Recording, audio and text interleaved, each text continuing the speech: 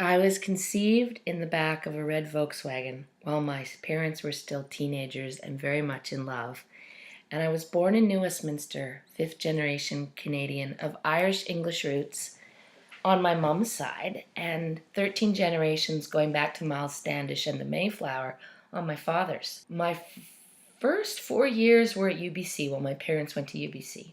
Dad studied economics and my mom studied French until my sister Margot was born 16 months after me. Dad used to put me on the back of his bicycle and take me to see the animals that were still at UBC then, in what was an experimental farm out in what you know as B-Lot. I know I liked the horses best of all. After grade 7, I went and lived on a 100-acre farm on Quadra Island. We were trying to live off the land as much as possible. My mom and her boyfriend had found this 100-acre waterfront farm, and they'd gotten all these great ideas about organic farming and going back to the land. They saw a time when maybe food would be scarce, and so we were busy trying to produce all the food that we could eat.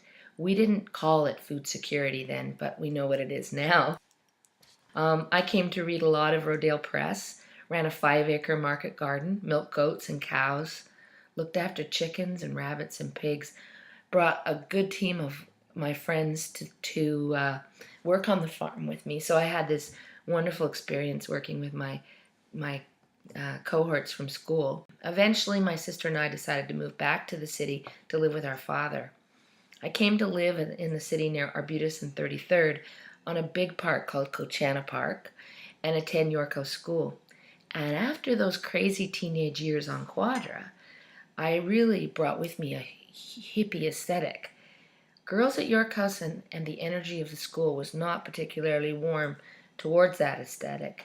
And the loving community atmosphere that I'd experienced in schools in West Van and other places was not my experience at York House. It was very much, who is your father and what does he do? My dad owned a waterbed business with 4 or 5 retail stores, so it was easy to see the look on the parents' face when I told them that, and they were doctors and accountants and lawyers, and you could really feel the class distinctions, sharp distinctions.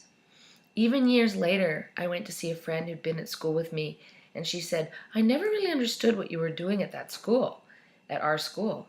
It never occurred to me that I didn't belong or wasn't entitled to a good education, and it was the education I was after.